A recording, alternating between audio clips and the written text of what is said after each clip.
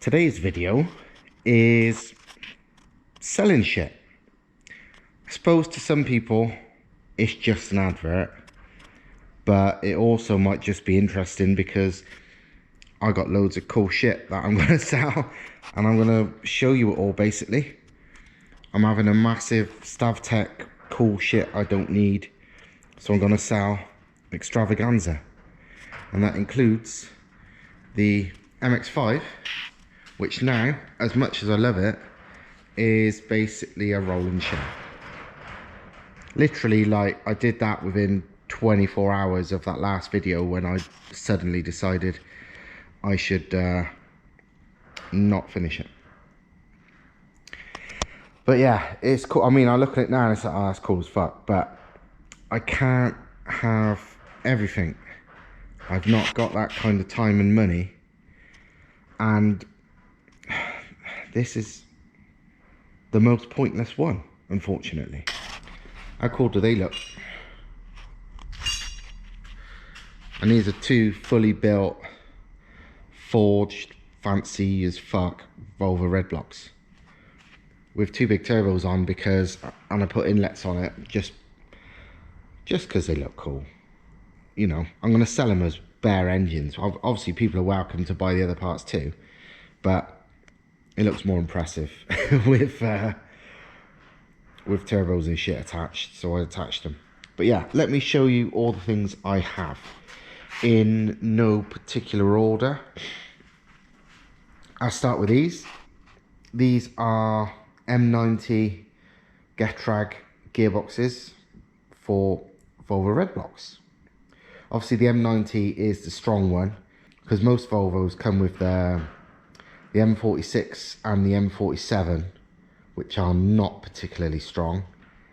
These, while they're not like the strongest box on the planet, and you've got to be careful not to crunch third gear, because although they're not weak, actually they're strong. People have pushed well over 500 brake on these and they've held together. Sorry about the rattling noise, but it's windy as hell outside. But yeah, while people have pushed well over 500 brake out of these and they hold together, if you accidentally miss shift and crunch third, which is what I've done in the past and broke one, you'll fuck the well, you'll fuck up third gear often, which I've mentioned in a previous video, and I've got one over there half rebuilt that I started doing it on. You can literally take them apart and very easily put the broken bit back in place, put a couple of welds, and it's fixed again, and it won't break again so easy.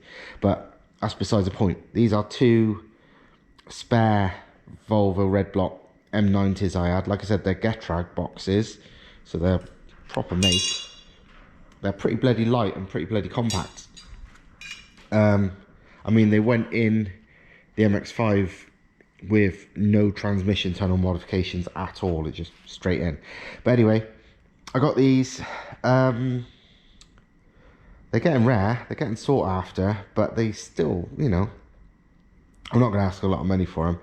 I think, like, I mean, these are clean and tidy, but they're just used boxes. So I'm going to have these for like a couple £100 each. I prefer these to be picked up because they're an awkward thing to send, but I could send them if someone wants to pay the hassle of getting them posted, which won't be cheap because it'll be a pallet job. This is an NA manifold off whatever model, I can't remember. I bought this because you can make a really good twin scroll manifold out of these, and it's done quite often in, well, it has been done in the past quite often in Scandinavia, because it's properly divided, as in 2 and 3 to one side, 1 and 4 to the other. It's bottom mount, and what they often do to make them twin scroll is just build a link pipe to there and turbo there and job done, or turbo wherever you want, and obviously wastegates wherever you want. So I was going to do that with the MX5. Unfortunately, it didn't actually fit on the MX5. On normal Volvos, 740s, 940s and stuff, this does. And considering the fitment issues with most aftermarket, aftermarket tubular manifolds for them, this is kind of a good thing, because it means you can build whatever shape you want. Because the trouble is, most of these aftermarket manifolds for red blocks, as well as costing a fortune, they're for left-hand drive cars, so the steering shit and the brake shit's not in the way, in the way how they're designed. So you try and fit them to a right-hand drive car, and it don't really fit. With this, I mean, I'm just gonna have this up for 50 quid plus post. You could make a link pipe for 100 quid, 200 quid, and you have it to wherever the hell you wanted to fit it on your right-hand drive car, and hey presto, a very, very well flowing twin scroll manifold for bugger all money. This is for a Ford YB Cosworth engine.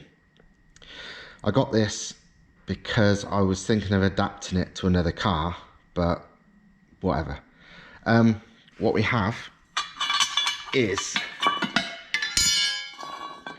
the standard two-wheel drive Cosworth inlet runners, inlet manifold part, the part that goes to the head.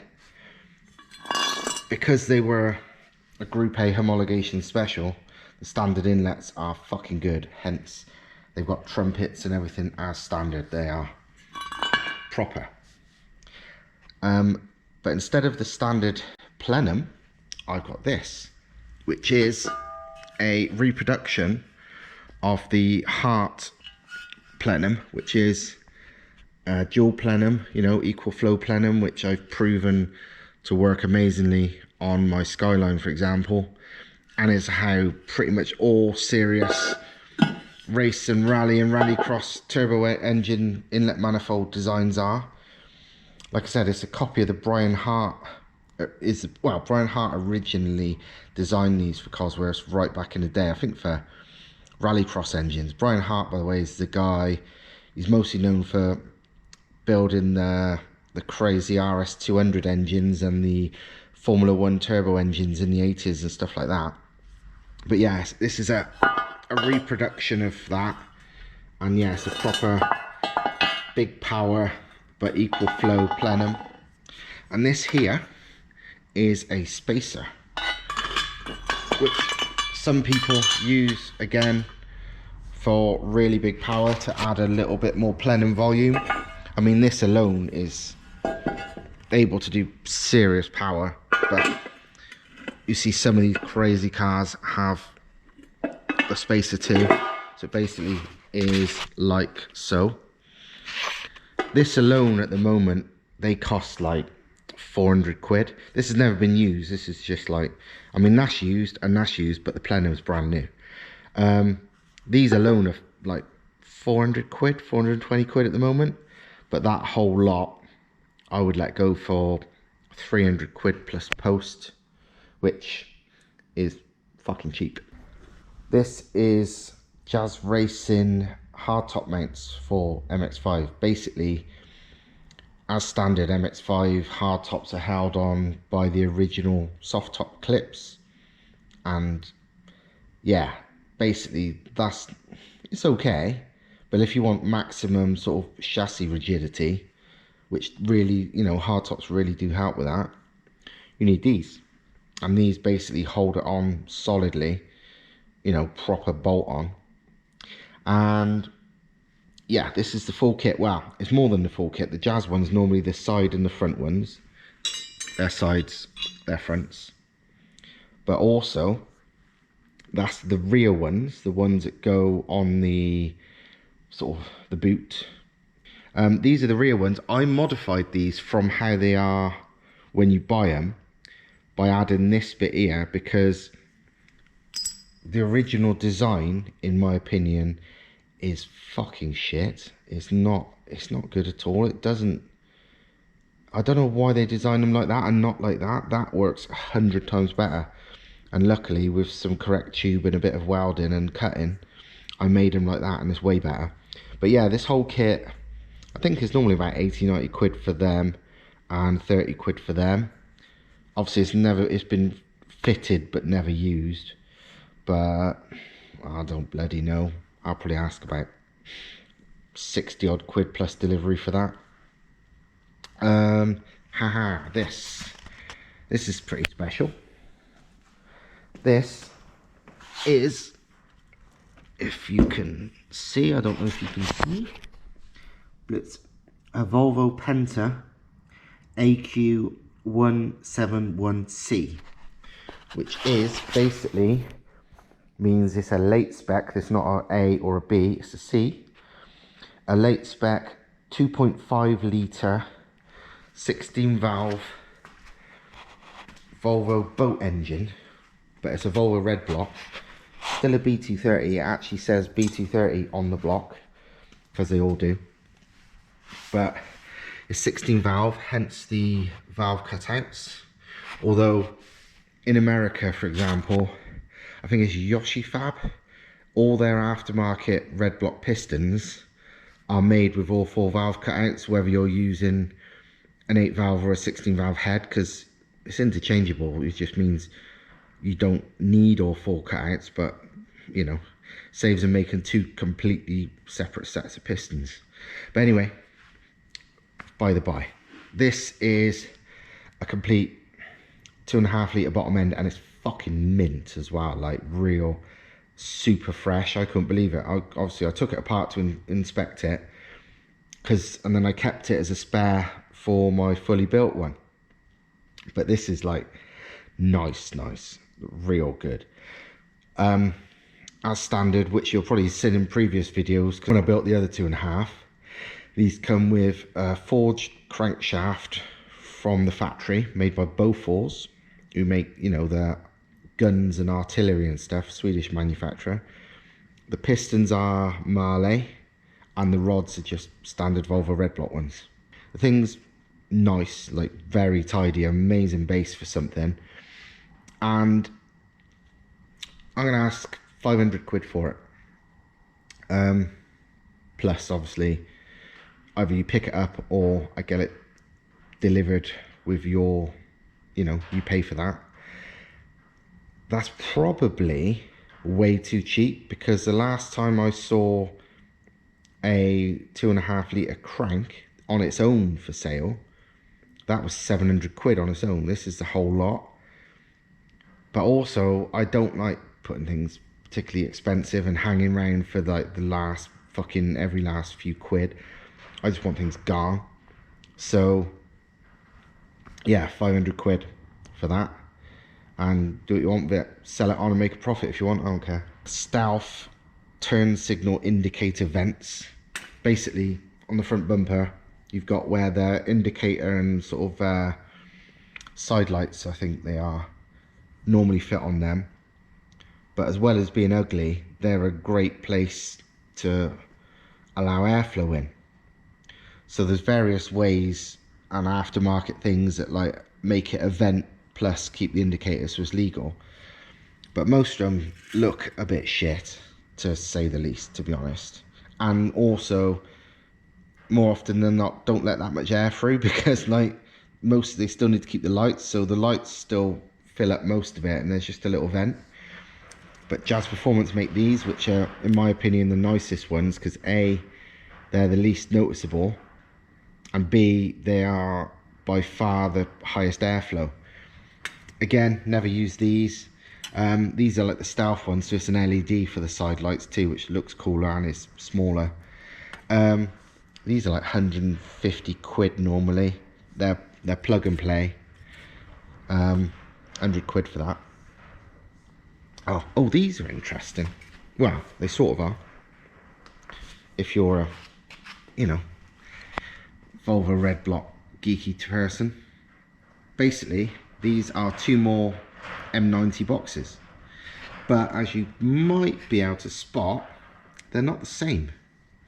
This one, which is absolutely flipping mint, and is the one that was going on my 2.5 litre, it's like, it looks brand new. I took the back casing off to check as well, and it is like the freshest gearbox I've ever seen. It's like, yeah, it's mint. That's what was going on that, but it's a normal red block M90. This is something much rarer. As you might be able to see, the bolt pattern's different, because that is for a Volvo white block, not a red block. And if you don't know what a Volvo white block is, that's the 5-cylinder and the 6-cylinder, as in the Volvo T5 engine, the Focus ST engine, loads of stuff. So yeah, if you wanted to make a rear-wheel drive Focus ST engine something, or Focus RS engine, no, yeah, Focus RS engine is the same, Mark II of course, or Volvo T5 engines, something rear-wheel drive, you got two options really. You do some kind of custom shit, which is expensive, you know, adapting BMW boxes or whatever to make them fit, or you run a white block M90, which are rare as rocking horse shit, because there wasn't that many rear-wheel drive ever made, and most of them were automatics, very few manuals. So these are rare as fuck, but I've got one.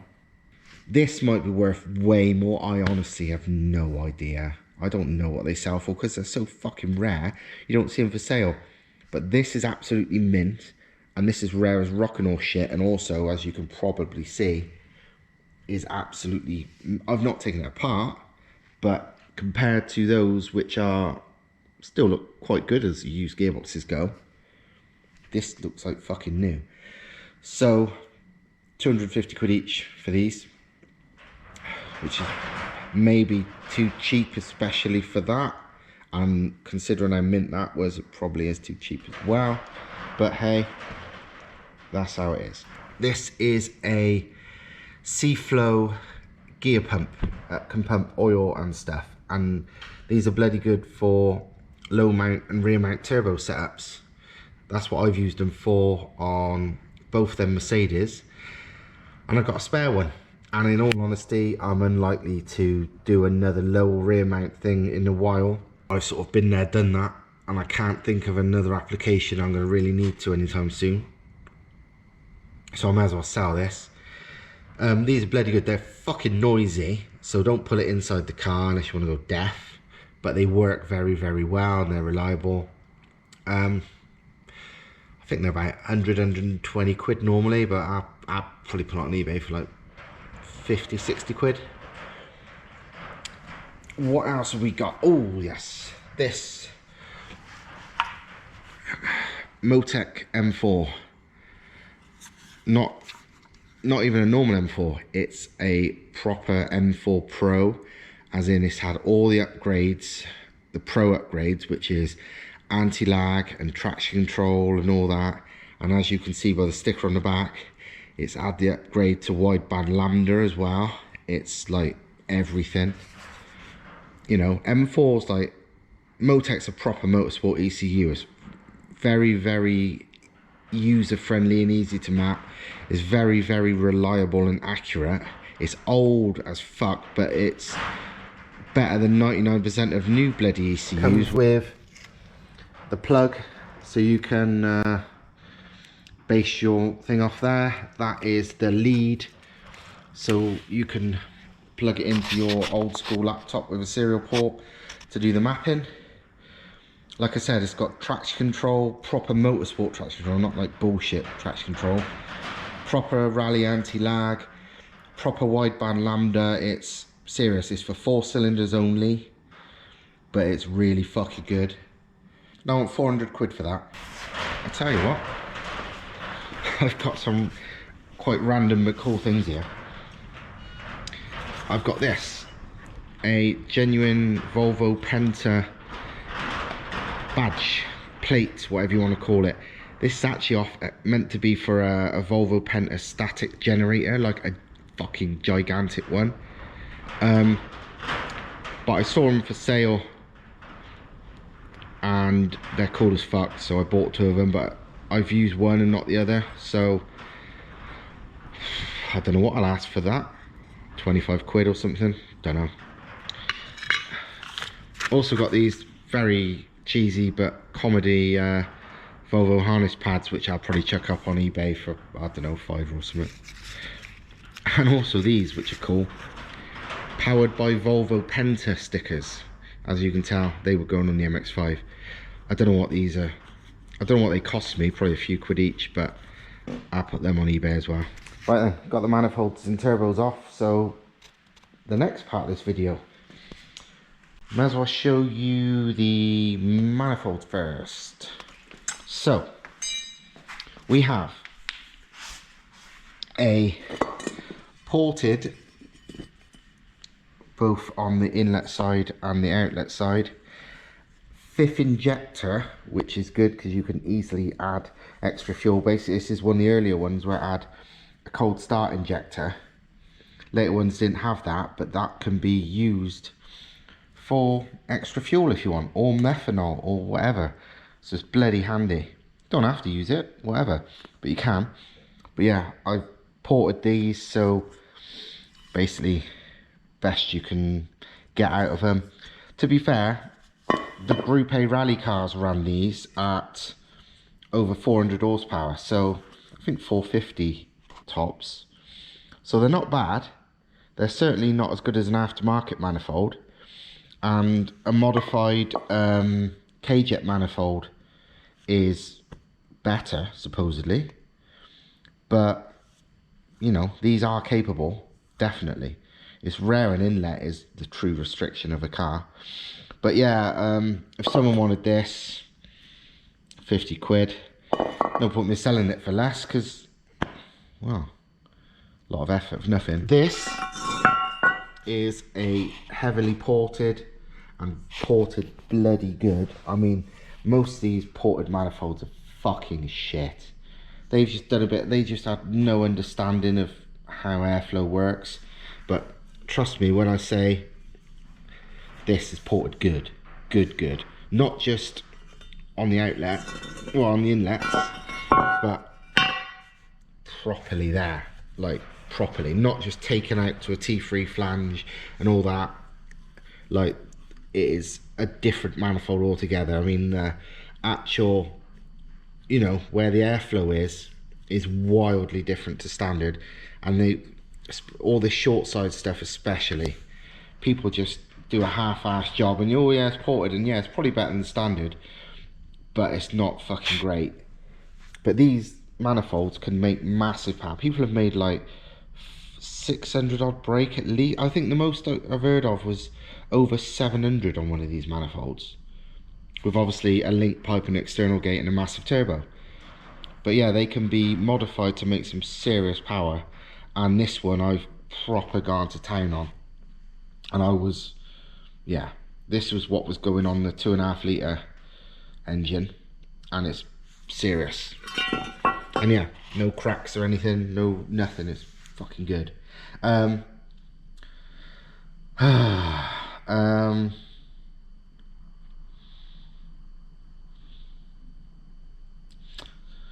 don't know what to ask for that. 75 quid. Yeah, 75 quid plus post. And here's another one. Again, good, uncracked, nice. But it's not been ported. It has literally been flattened down to just a T3 flange, nothing special. But it's, you know, it's just had that taken off it. This was off another car, I can't remember what. But yeah, 50 quid, I guess. 30 quid, 50 quid, I don't know, whatever. Some amount of money is not a lot. I better show you turbos. First up, the turbo that was going on the 2.5 litre. This is the fancy billet max speeding rods GTX 3076 with V-band inlet and outlet turbine housing. It is pretty fucking flashy. These were never cheap, but now these things are over 1,000 quid, which is fucking bonkers. I mean, normally if this had Garrett written on it, it would be 1,000 quid. A Garrett G series, which is very similar, they're like 2.5 grand. But yeah, these are £1,000 normally at the moment. But I ain't gonna ask that because that's ridiculous. I didn't pay that either. It was and also I bought these, which are proper stainless steel inlet and outlet V-band setup, because this uses the same as a Garrett G series, which is how I got hold of them, and they weren't cheap either. But this whole lot together I'll sell for, yeah, this whole lot together, you know, so the flanges, inlet and outlet V-band flanges and clamps and the billet turbo, I sell for, I'm going to put it for 300 quid.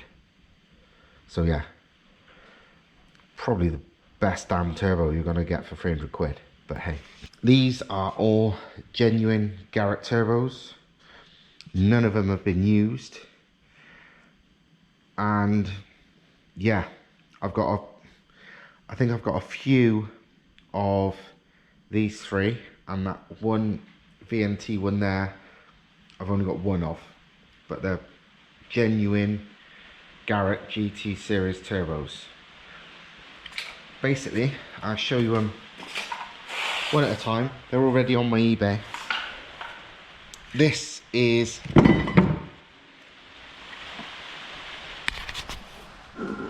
here is what's called a GT 3271 because that's what Garrett called it. But basically, it's a 71mm compressor wheel, hence the 71. But it's not a particularly big inducer. I would honestly say this turbo's, it's good for about 400 brake, similar to a GT 2871. Hence the compressor wheel it's got. But rather than being a 28 turbo inside, it's a GT32 turbo inside, which is similar, slightly larger than a 30, slightly smaller than a 35. It's a T4 1.15 AR turbo housing, and yeah, it's a bit of an oddball turbo, but at the same time it's bloody good. I've got them on eBay for 250 quid each, which is the main reason they're bloody good, because that's cheap for a genuine Garrett turbo, regardless of the spec. I mean, it's not a bad spec for the right application. You know, on I'd say anything over about 2 litre, especially with twin scroll, it's got a spool like fuck. So it's, you know, it's a good bit of kit. I think I've got about 5 or 6 of these left. But, you know, away from eBay, I'll do them for about 220 quid. On eBay, I've got them up at 250, and that alone is super cheap. But hey, that is them.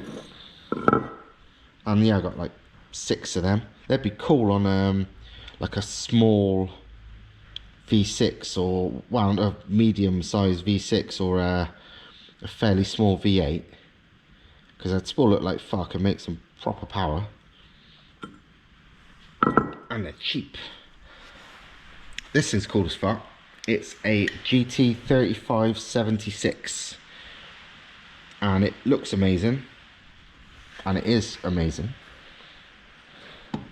It's twin scroll T4 with a 0.93 AR turbo housing.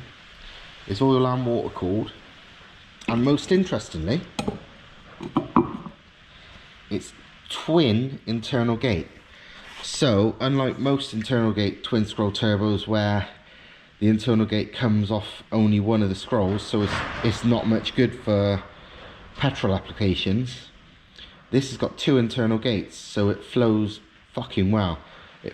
You know, twin internal gate is the same as twin scroll Subarus and twin scroll Evos have, because this is intended from Garrett for a petrol engine, not a diesel.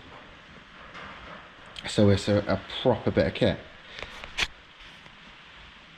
This is good for about 600 horsepower each, and you know, with that relatively small turbo housing, will spool really well on most stuff really. And yeah, it is proper. I've got these on eBay for like 450 quid each. But I'll do them away from eBay for 400. I can't remember, I think I got about 3 of them. But yeah, they're brand new, genuine Garrett, genuinely badass.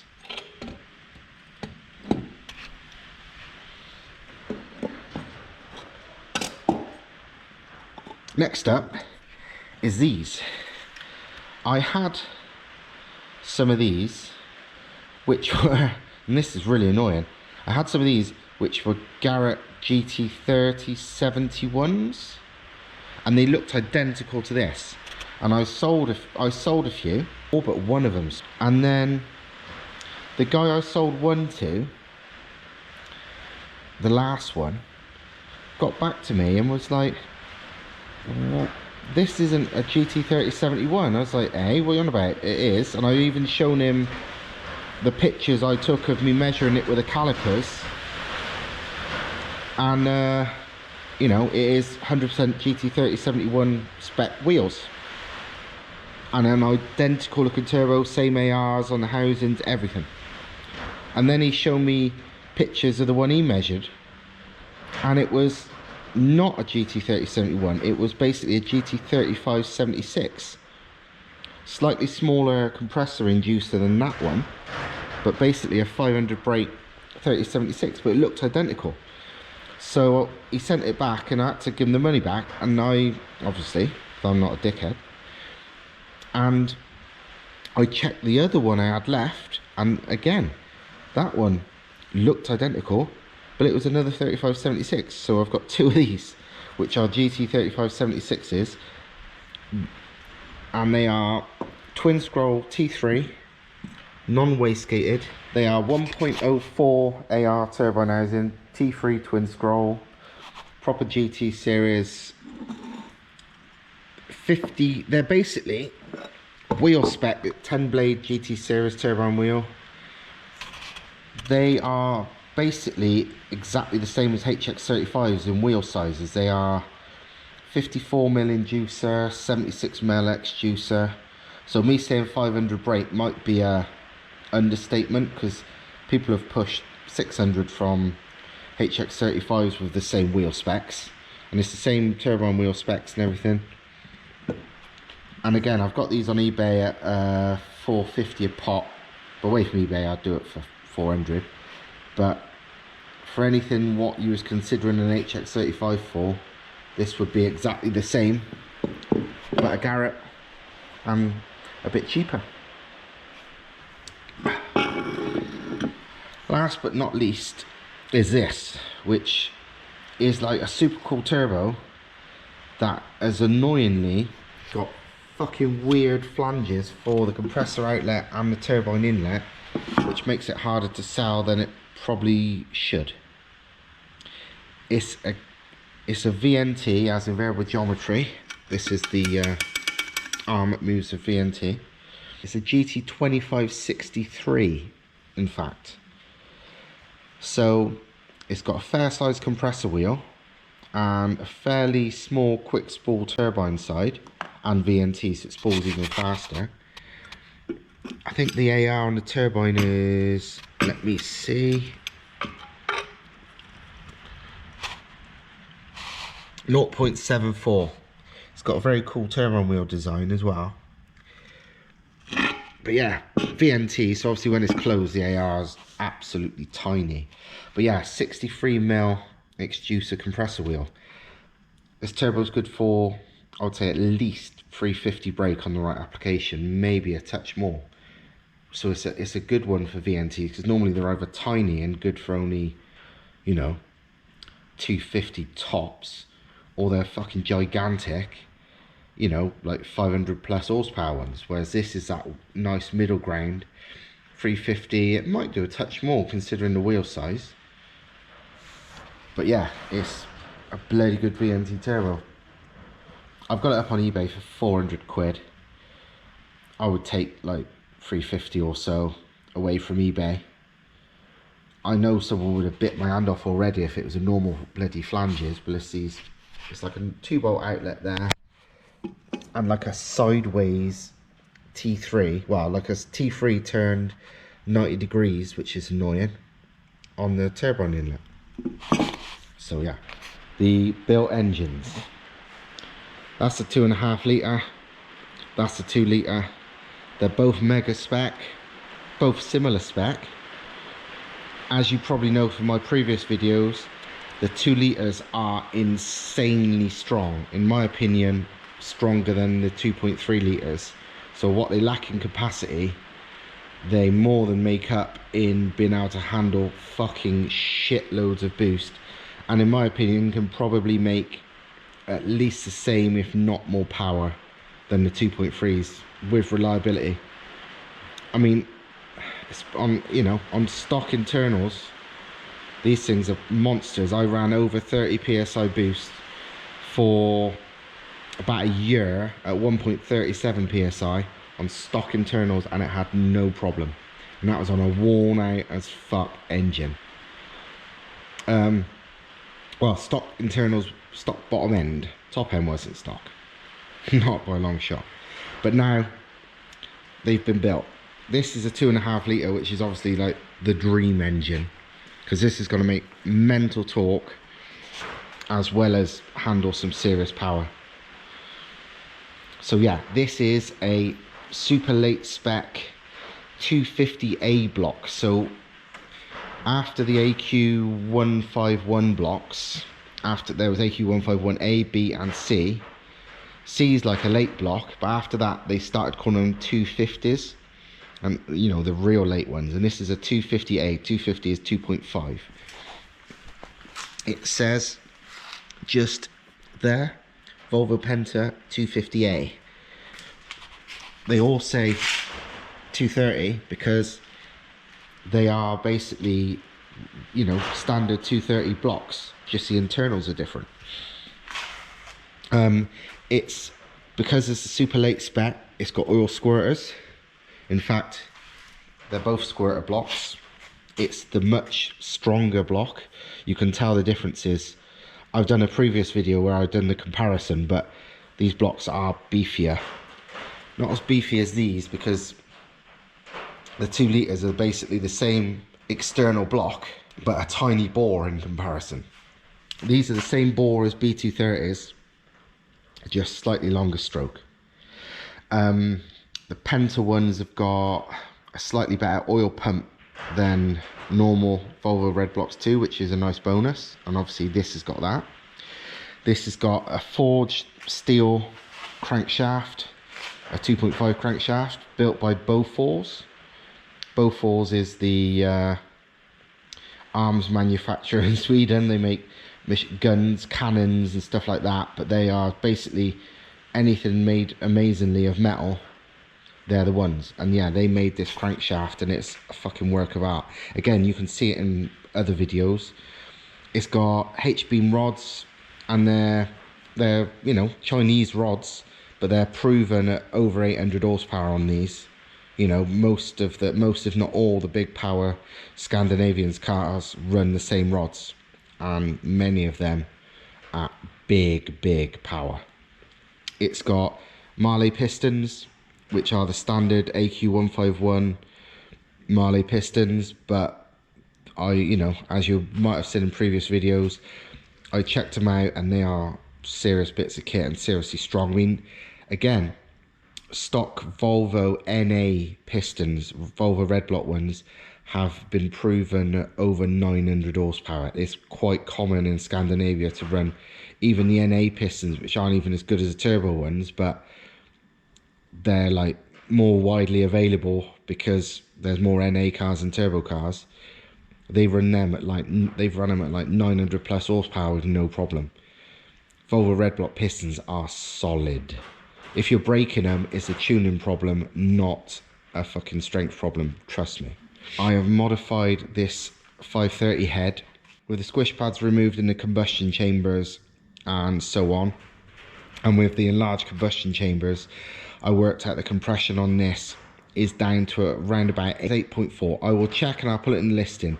I've done all the calculations, I CC'd the heads and did all that. I will check my previous videos, so in any of the listings you'll see, but regardless, it's good for big boost. It's not high compression, It's not low compression anyway, it's in the 8s, but it's not high, so it can do some serious boost. I've added the rather rare crossover pipe block off plate, which is standard on Pentas, but not on most engines. It's got that annoying block off, that annoying pipe. It goes under the turbo manifold and leaks everywhere. This has got an oil return on the sump because standard turbo engines have it drilled there, and I didn't want to bother drilling it because what's the point? So I just did it to the sump like a normal engine. You could drill it there if you wanted to, but why?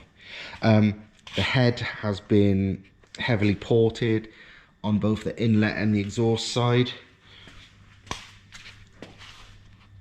Like a lot of hours into that, so it will flow a lot better. It's a normal 530 head. Ported 530 heads on stock valve sizes have been proven at like 700 horsepower. So it's like, you know, everyone says, oh, the heads don't flow very well. It's like, they're not the best in the world, but they do more than 99% of these people who go for like fancy heads when it's not the real restriction. It's like, this has also got double valve springs and uprated retainers and seats, and again, they are something that come from Scandinavia, and they're not easy to get, especially in the UK anymore. It's got head studs instead of head bolts, again from Scandinavia, not easy to get. I think they're KG trimming ones, I can't remember. It's got a KL Racing stage 5 cam, which is proper serious. It's about 300-degree cam, about 13.5 lift. On most engines, red blocks and stuff, that would be properly leery. Although set up right, they do make serious power and they seriously rev. I mean, like, this engine should make good power to like 8,000 RPM. But being a 2.5 litre, that cam is still going to be very, very good low down power. It will just fucking scream at high RPM too. I basically built this engine to have a gigantic power band, and I'm 100% confident it will. It's got the different lash caps and different shims, so it all works with the right cam. And again, that's a more money and complication, especially seeing as you can't, no matter what these people say, the recommended lash cap size is not correct for these cams at all. You need to do some, you know, if you try and buy them and fit them in, you'll fit them, but no, your engine won't fucking work properly. Trust me, I have done it properly, and the recommended numbers are not right. It's got an adjustable pulley. It's set to standard at the moment. Most people seem to say it's absolutely fine at standard, but it's something you can mess with on the dyno. I've got a lightweight crank pulley. This trigger wheel setup, which is ideal for any aftermarket management. The sensor goes there, look. That's from Retro Turbo, who I understand aren't in business anymore. So you'll probably be very hard pushed to get one of these. This pulley here is a lightweight aluminium one. That's not on all models. Some of them use the heavier ones. You see in other videos where I weigh the different pulleys, and that's the lightest one. Basically, this whole engine has been built to really fucking rev. It's a single crank pulley on this one. You might want to replace it with a 2 or a 3, depending what ancillaries you want to run. Because I was only going to run the alternator and nothing else, or alternator and water pump, a single one would have was all I needed. New water pump. Oh, the head has got the what they call the Group A cooling modification, which is from the factory. The head, you know, the cooling's fine, it's not a problem. But when you modify these, although the standard head gasket is proven at like fucking 900 plus horsepower with good head studs and a good tune, but as standard, the cooling is not ideal. You know, the water flow to and from the head. And from the factory, while the ports are on the block, they're not on the head, and it's basically to allow these things to warm up faster, you know, because obviously these were cold climates as well, and obviously it wasn't needed that much cooling. But for the Group A cars, they drilled extra cooling holes, especially on 4, but in some of the front ones too, just smaller. And basically, aftermarket this mod, some people only do it to 4 because that's if the head gasket blows, it tends to be this one. And it's because, you know, part of the reason it's that one is because there's more heat there because of this cooling thing. They either do only 4, or they do 4 the biggest and the others smaller. You can go back to previous videos and have a look, but I did this. I did the cooling modifications, the Group A spec stuff, to increase the cooling and increase the water flow to the head. So although I didn't do that on my old engine that could have ran, well, used to run 30 psi plus, it's meant to really help, so I did it. A big downfall of standard Volvo red block setups is the breather system is non-existent. There's nothing from the cam cover for a start, so I've added this large outlet, and that is away from the direction that the cam's spinning, so it doesn't just throw oil out, it's literally the other way around. And on this side, made this custom plate, which is how I ran it on my old Volvo, and I was going to run it on this, was the outlet from this would go to a catch tank, and then at the bottom of the catch tank the return would go there, and that, because there's a second port there, would also go to the catch tank. You could either you could put that to the top. It's not really a return, it's just a breather. So yeah, that is this engine. It's fucking serious. Parts wise, it's about, if only you could get them, which most of these parts are not available in the UK at the moment because Classic Swede hasn't got them in stock, and the Scandinavian companies aren't very interested in sending them over now. It's a lot more hassle with customs, and also you'd have to pay 25% on top with fucking customs and shit. But, you know, if only they were in stock in the UK, and they're not, there's about 1,500 quid's worth of parts on this, and considering I'm selling that other bottom end with us 2.5 for 500 quid, I'm selling this whole thing for 1,500 quid, which is, you know, 1,500 quid is what the parts alone would cost you without a 2.5 litre bottom end, and without a shitload of labour if you was paying somebody to build this, because the headwork alone would cost you a fucking fortune because it was a lot of work. But yeah, that's that engine, the 2.5. This is the 2 litre.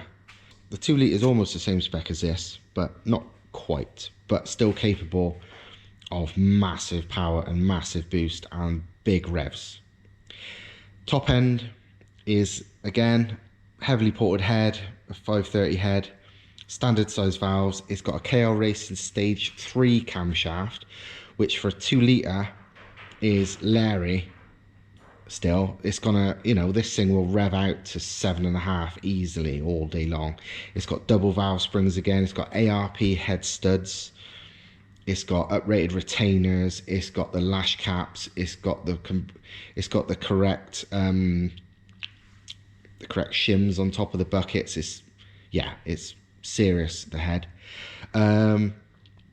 It's not got an adjustable cam wheel because, well, most people say the stage 3, the stock timing is absolutely perfect for it, so didn't bother. What it has got, oddly enough, is a super wide cam wheel, and what that is off the rare 16 valve Penta ones.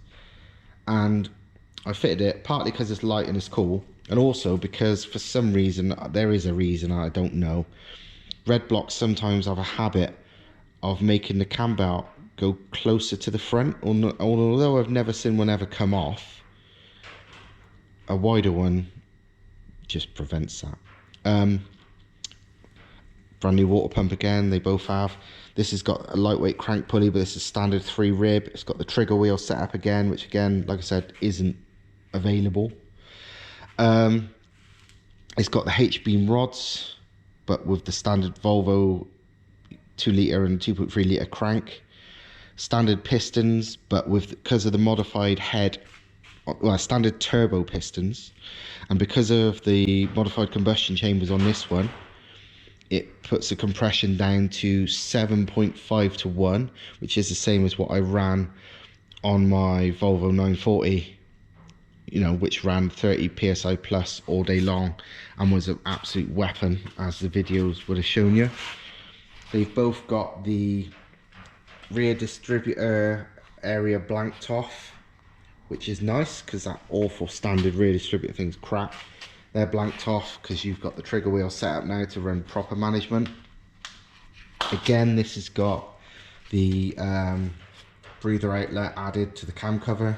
The cam cover is this fancy sparkly paint which I found and decided to do. And yeah, basically they're very, very similar. Just this has got half a litre less capacity and a slightly milder cam, but in comparison to the capacity, it makes it at least as revvy, if not more so, because it's a Larry cam for that size. So yeah, this thing, well, both engines will seriously rev. Obviously this is a standard turbo one, so it's got the oil drain in the standard place. And yeah, this one, because it hasn't got the bottom end, which is a 2.5 litre, but the spec apart from that is pretty much the same. I'm gonna ask £1,000 for this, and again, it's got more than £1,000 in parts in it. You know, these, you know, no labour, no skill of building or porting or whatever. Parts alone on this is well over £1,000. But yeah, if you want it, it's yours for £1,000. I've also got 2 bog standard B200 FT turbo engines, which I bought as spares, and I took the heads off both to check condition, and to be honest, they're mint. They're just standard B200 FTs. They're not worth much, but I don't need them anymore, so if somebody wants any, I'll sell them for like £100 each. And honestly, it's the strongest £100 engine you've ever fucking known. B200 FTs are beasts, in my opinion. Right, last but by no means least, the MX5 itself, which is now a rolling shell. But a rolling shell that A, is rust free, because it was an incredibly clean shell, which is why I bought it. And the few very minor bits of rust that I spotted, I cut out and welded up. So yeah, this was never intended to be any kind of pretty thing. And basically I quickly painted it satin black because the red paint was absolutely fucked, because it had some kind of weird pinky silver wrap on it before Thomas owned it, or before Thomas bought it, because Thomas bought the shell to do a 1UZ conversion in, and he bought it purely because it was very, very rust free, and then he never used it. And then I bought it again because it was very, very rust free. And yeah, it's a Japanese import. It's an early one. It's H-Reg, I think, 1990. I'm pretty sure this one is. Might be 89, 89 or 90. It's a Jap import, so it's technically a Unos Roadster. It's got all the V5 and all that. And yeah, it's satin black to hide the god-awful paint, because I didn't care enough to respray it, you know. So if you wanted to make it tidy, it'd need a respray, but whatever, it's fine by me. I mean, it's dirty at the moment. Generally, when it's actually clean, it looks pretty presentable. And the good thing about satin black is you can blow over it with rattle cans in seconds, and suddenly it looks fucking brand new again. But anyway, I'll show you what we've got. We've got obviously a ducktail spoiler. The boot floor's cut out, which you can see in previous videos, because I was going to fit, well, I did fit a rear mounted radiator, but all the standard stuff's there. It's just, that was cut out. Removed some surplus metal from behind there, because it just was there for no reason, and you know, weighed more. And I also want to run this half size, half deep bumper, which you can have as well, whatever. It's got these side skirts, which I always wondered what they were, because they're quite nice, and like almost all side skirts that MX5s have, I don't like. It turns out these are the Mazda Speed, well, they're the rarest fuck Mazda Speed ones, because they're the ones from the Mazda Speed MX5 Turbo Special Editions that Mazda UK built, like I can't remember how many, 50 or something, to basically celebrate the 787B win in Le Mans. They brought out some special BBR turbo ones with the Le Mans livery on it and these side skirts. So that's what these side skirts are from, which are rare, and they actually are one of the few nice looking MX5 skirts there is, in my opinion. The wheels are, don't remember the brand, retro Japanese ones, but the main reason I kept them on is because they're light. They are super light. I can't remember what they weigh again. It's on previous videos, I'll have to look it up. But they're light as hell for the size. One of the lightest you can get. They're brilliant. It's they're 6.5 by 15 all round. The brakes all round are brand new. Brand new standard discs, brand new standard calipers, EBC yellow stuff pads front and rear. Goodrich braided brake hoses front and rear, brand new brake hoses front to back, copper ones, brand new you know, distribution block at the back to, you know, to the left and the right. Yeah, brand new brakes. GC Fabrications rear roll bar with the X brace and the harness bar. This is basically the best roll bar you can get, the most comprehensive, the widest, because so many of them are really narrow and crap. They're literally in there. It's pathetic, so don't really do anything. But yeah, these are hard to get as well. They're on like massively on back order. I don't even know if they're available anymore, to be fair. But yeah, that's that. And again, it's all brand new. Let me unlock the car. Door bars as well. Again, GC Fabrication ones. Converted the windows to the rarer but lighter windy ones. The dash is there, but it's just a bare dash. It's just because no dash looks like crap. That steering wheel is there purely so it can be steered around the workshop and, you know, onto your trailer or whatever. You can keep it, but it is the worst steering wheel in the world. It's just I'm keeping the steering wheel that was on it, so you got to suffer with that awful fucking thing for however long it takes you to get it home.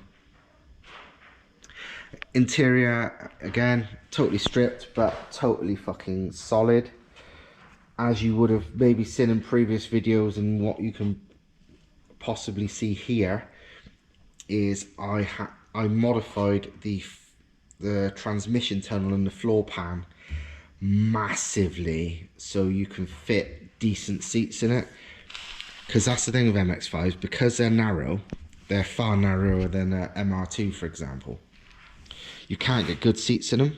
You can fit like pretty crappy bucket seats basically, but I modified these to fit those proper carbon fiber Sparco rally car seats by making it much wider along here, which involved cutting. I mean, you can't tell half as much because it's all been painted over and whatever, and all you can really see is the dents where I fucking massage the shit out of it with a hammer. But as well as the hammering, which is, you know, the easy way most people do, on both sides I cut literally had to cut, because there was no way hammering would stretch the metal enough. I had to cut and flatten like that, for example, and more places, the floor pan to allow the space. So now, while it's not affected the transmission tunnel as in clearance, you know, even the Volvo gearbox fitted in with no modifications, the fucking MX5 one will even easier, because that's the narrower box. It gives rooms for decent seats at last. And again, I've removed all that shit that normally makes the seats sit higher, so now they can be bolted straight to the floor. And you want to add, you know, what do you call them, spacer plates, you want to add spreader plates to the bottom, you know, so you bolt it through the floor, then bolt it, you know, the spreader plates, which is the same as what the roll cages are on the back of roll cages. You got a spreader plate on the other side of the chassis, and that basically makes it strong. And it's the same what you did on the floor. I'm keeping the spreader plates from this because A, they're only squares of metal, and B, I'm reusing them anyway because I've already cut them out and drilled the holes, so I can reuse them. Fly off handbrake button if you want to do that. Oh, these are good. That's where the standard door rubber thing is, and these are like solid plastic ones, and although it makes the door stiff to initially open, it genuinely helps make the chassis more rigid because it makes the door part of the solid chassis. It's weird, you'd never imagine that would help, but it fucking does. They're only about a tenner, but it's a good thing to have. These bolts are because of another chassis strengthening thing. Underneath the car, it's got the stainless steel chassis rail braces, which basically are stainless steel braces that go over the top of the original chassis rails. Because on these, the chassis rails, yeah, of course they're the main strengthening point of any car, but on these are not particularly the strongest thing in the world. But this adds to them with these fucking rock solid stainless steel. I mean, anybody who messes with stainless steel knows it is not flexible. It's not flexible, and it's a wanker to drill.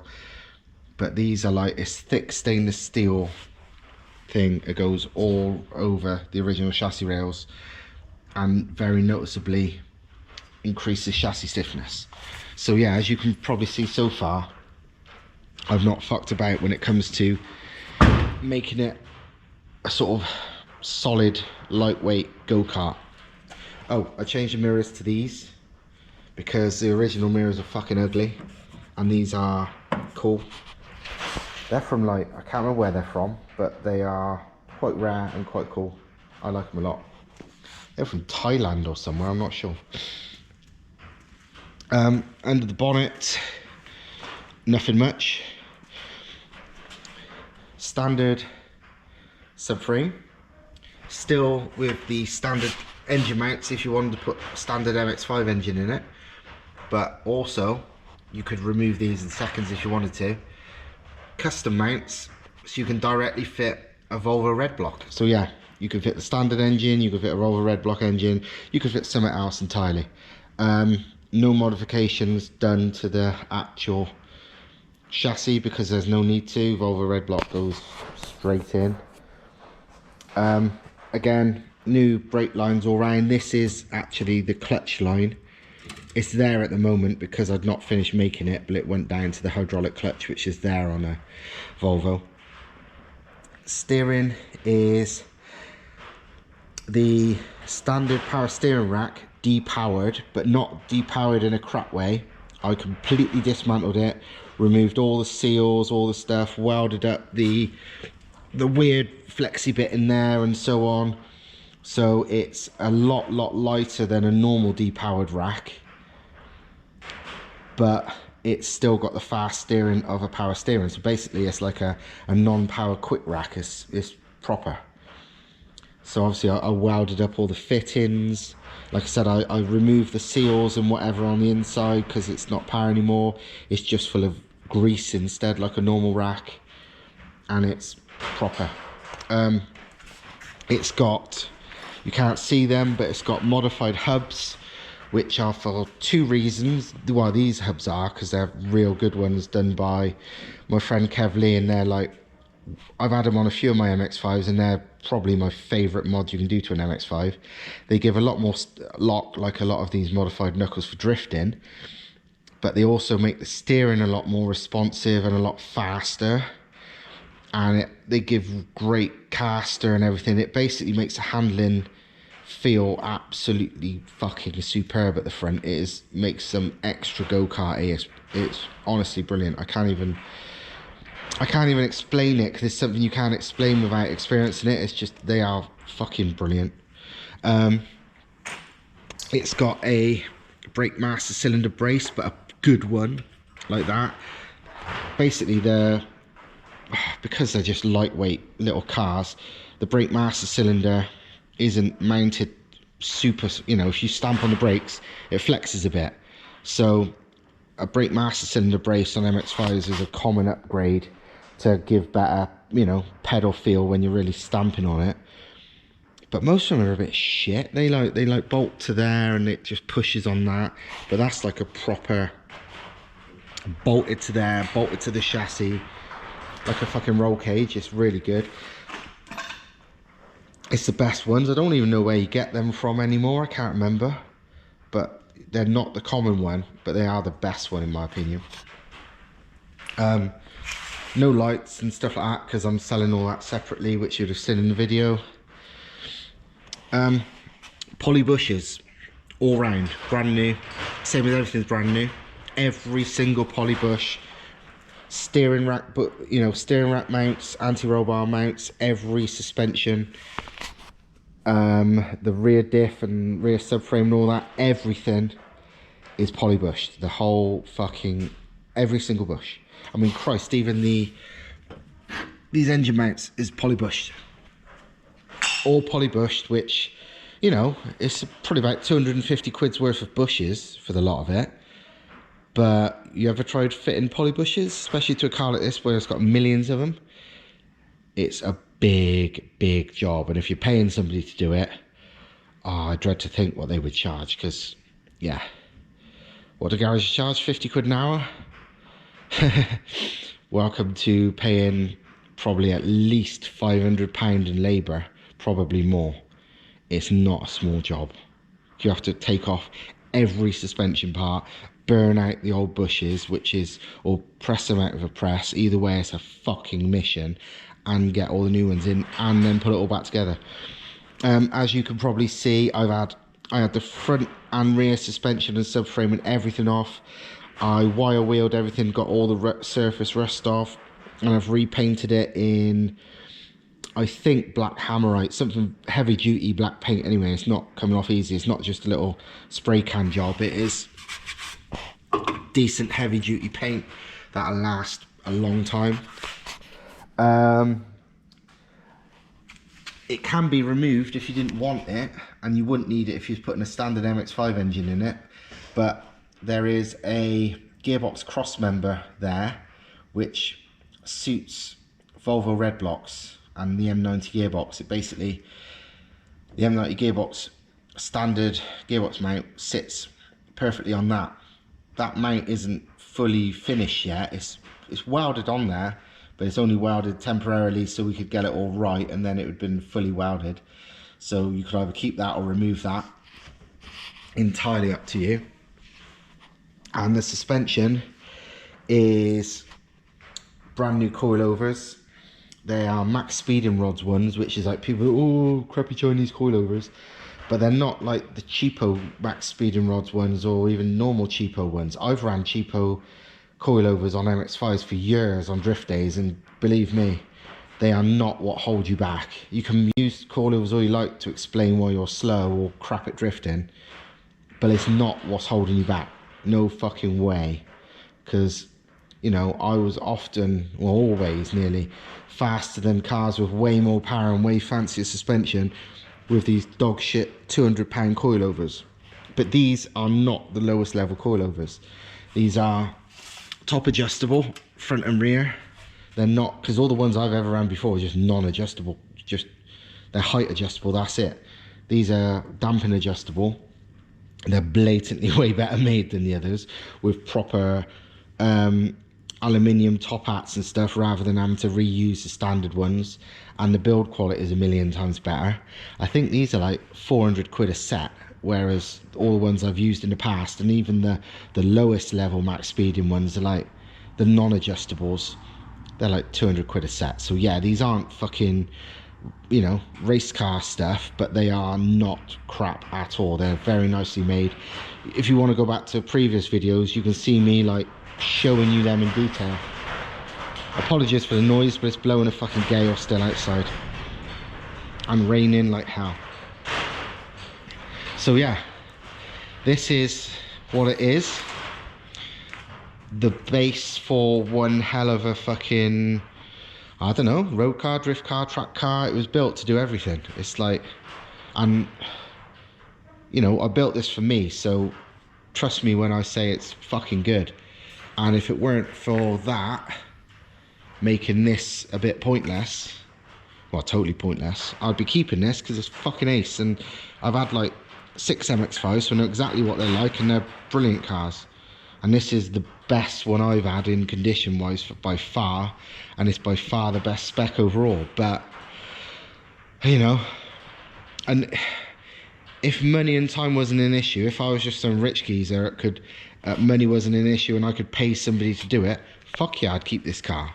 Of course I would, because I could pay somebody to do it and they'd do it all for me. But when I'm limited in time, it loses to that one, which in my opinion, will be better. I hope I'm right. I'm pretty sure I'm right. But yeah, this has got well over 1,500 quid's worth of bits on this shell. Rust-free shells alone of Mark 1 MX5s, NA MX5s, whatever you want to call them, are rare in the UK anyway, because they're all rusty and fucked. I mean, they are like 30-year-old cars. But even though this has got over 1,500 quid's worth of bits on it that are all brand new and unused, I would let this rolling shell go for 1,500 quid. So you get the lot, and it's one hell of a base for a track car, road car, drift car, whatever the bloody hell you want to do with it. If someone didn't want all the bits, I would happily keep the wheels, because they are brilliant and they are light and they're the same fitment as my MR2 and my Corolla.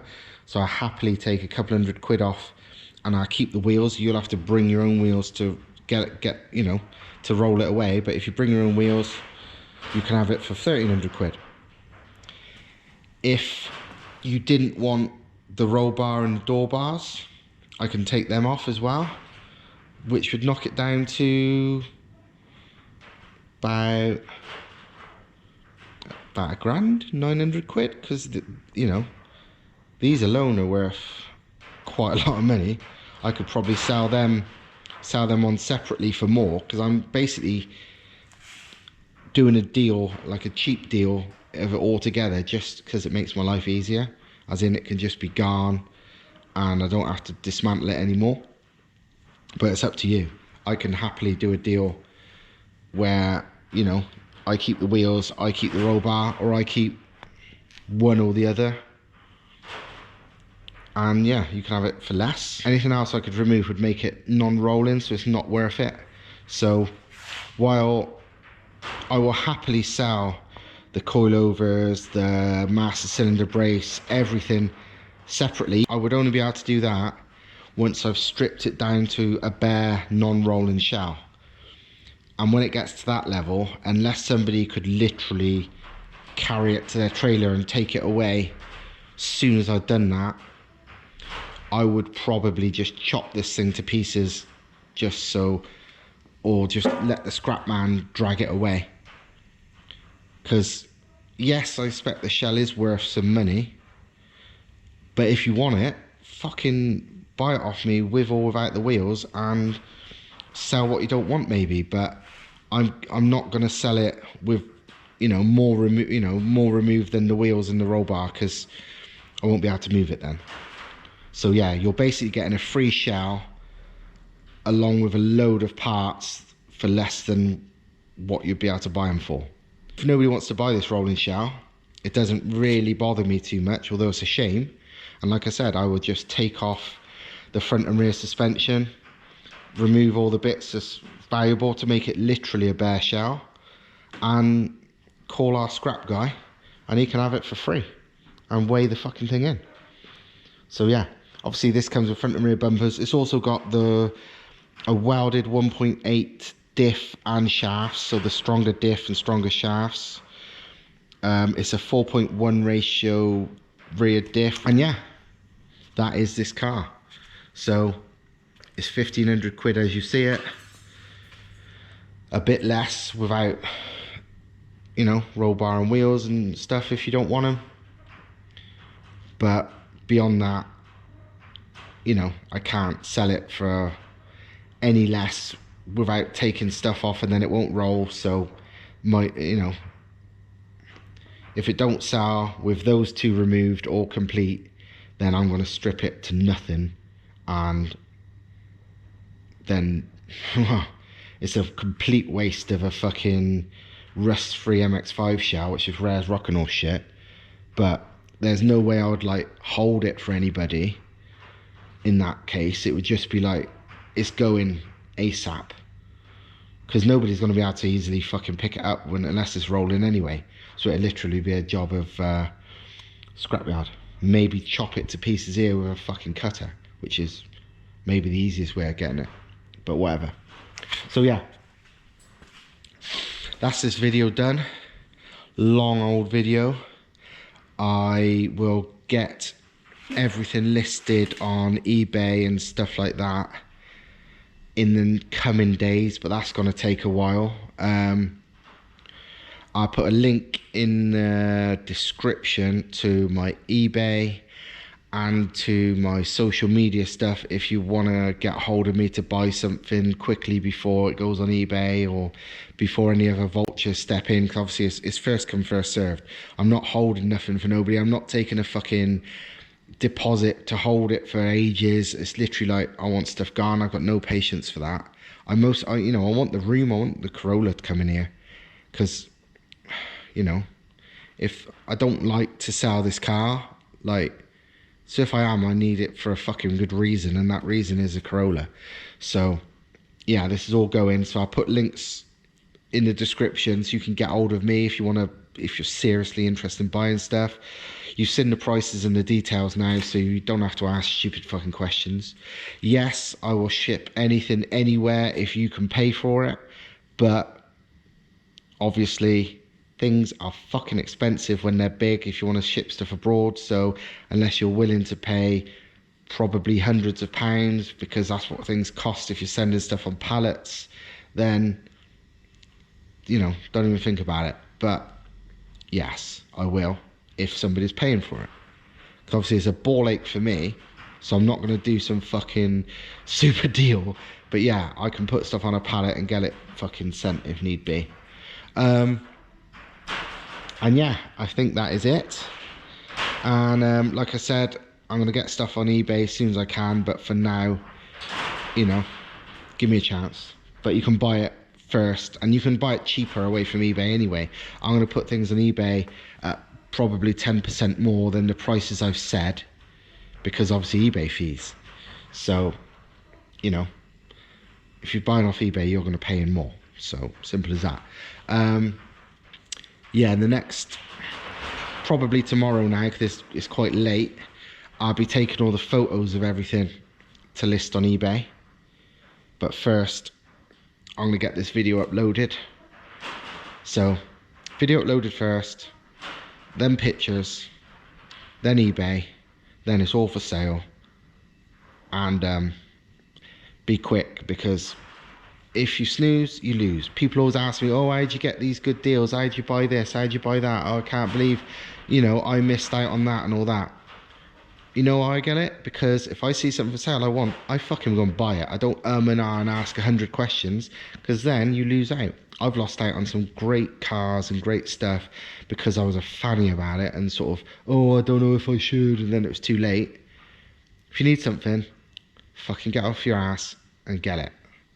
And that certainly accounts for this, because I do not hold stuff for people, because I can't be dealing with messes. I just want fucking, you know, I wouldn't sell anything if money weren't a fucking issue and time weren't an issue. I'd keep everything. I'm a hoarder. So when it is time to get rid of stuff, I want it out of my sight. So yeah. Hope you found this video interesting, or maybe found something to buy. But normal non-sales video will resume from the next one, because that thing's practically finished, like literally really close to finishing now. It even goes in gear now. That's how close it's finishing. I think it needs one drive shaft left to fit, and that's it. And Corolla will be here as soon as this is gone.